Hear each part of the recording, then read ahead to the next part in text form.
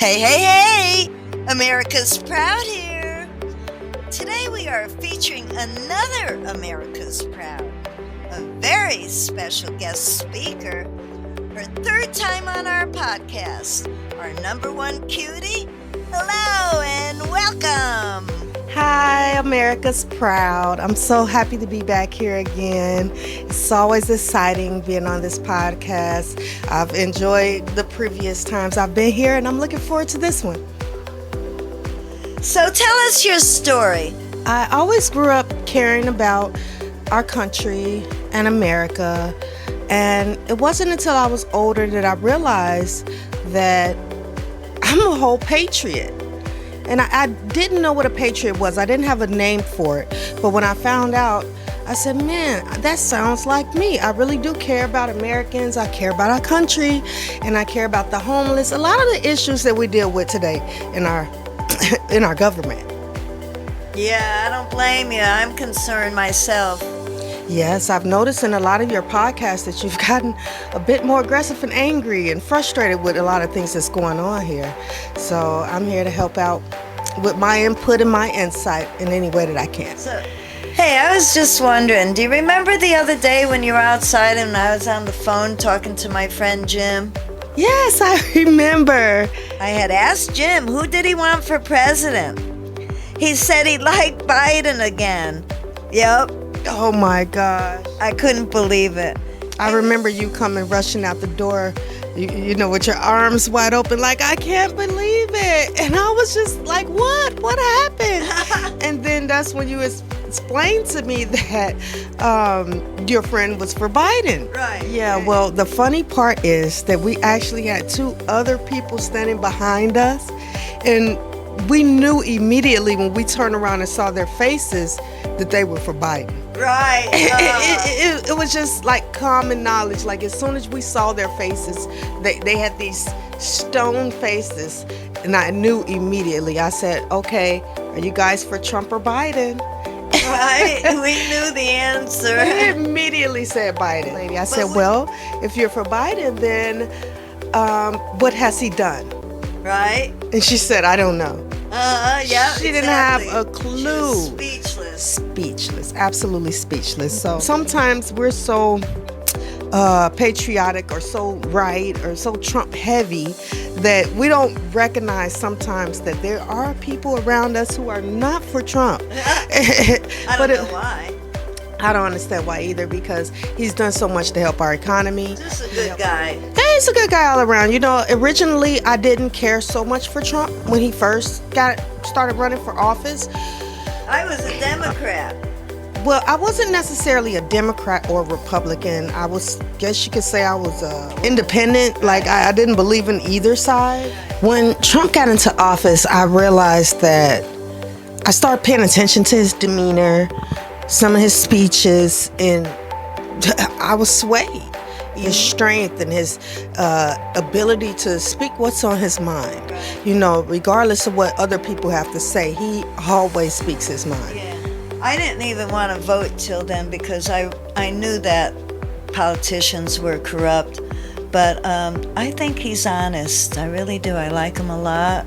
I'm going to keep voting for him no matter what. Yeah, absolutely. Because right now, in the way our economy is going down, the gas prices, the food prices, just the cost of living is every year it gets worse, worse and worse. Can't get much worse. No, I'm pretty sure it can, but I don't want to see it get any worse than what it is.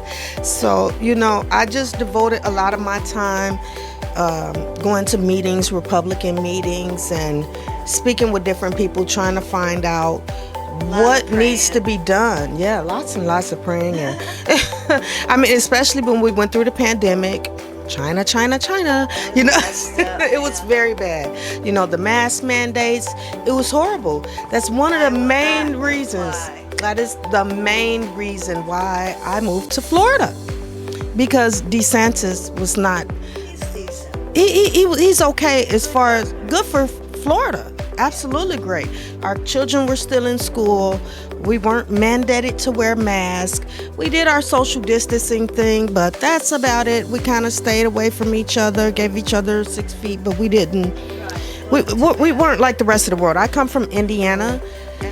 It was very bad when I left. I mean, people were afraid to even cough in public. It was extremely afraid. Like, they were very scared. So, by the way, what do you think about Tucker being vice president?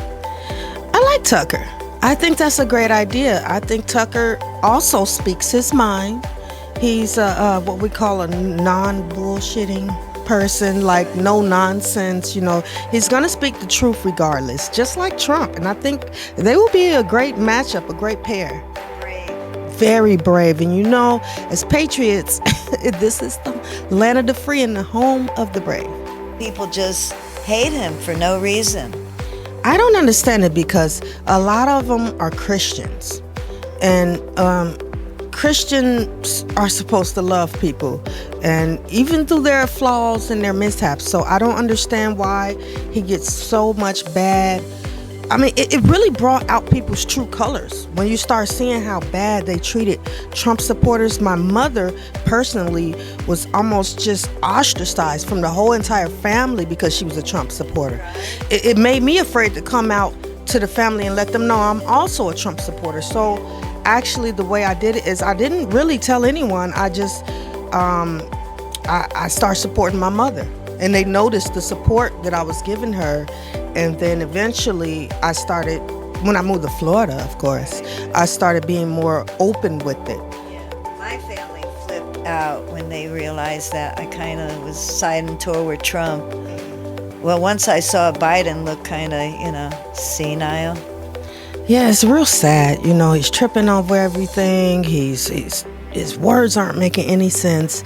I mean, I just don't understand how they allowed him to stay in office his entire term.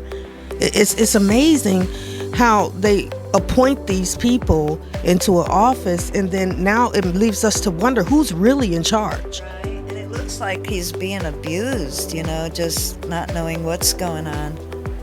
Yeah, in the industry, and same with the entertainment industry and things like that, there are a lot of drugs and stuff being pumped into people, and we don't know what they're giving people. We don't know.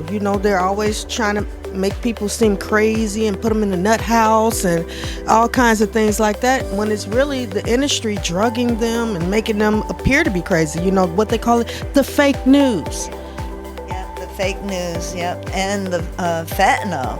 What about the fentanyl overdoses? Well, that's one thing that kind of hit close to home with us, especially because we had a friend that died of a fentanyl overdose, and it's unfortunate. It's very unfortunate. She was a mother, very young, very beautiful. She could have went far in life, but it's just the way they're flooding drugs and guns into our country is at a rate that's just unimaginable.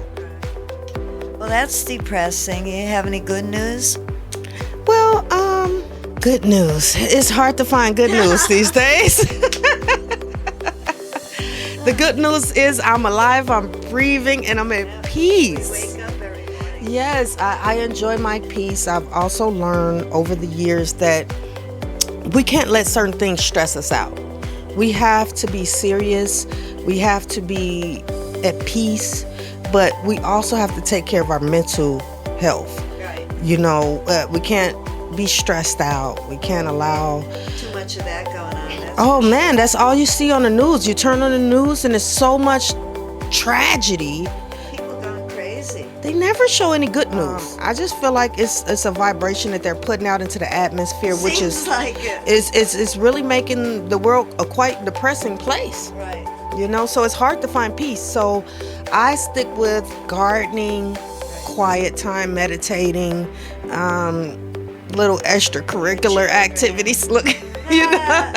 Yeah, the family, different things that bring me peace. Music, poetry. There are a lot of things that I use to keep my mind at ease. And sometimes I just have to stay off of social media, stay off of the television, read a book, take some time to myself to give my brain a break from the world, because this place, what do they say, going to hell in a handbasket? We're going to hell in a handbasket. So, yeah, it's terrible. Well, number one, Kutie, it was great to have you here. I'm really thrilled to have this conversation with you. America's Proud wants to know what you think.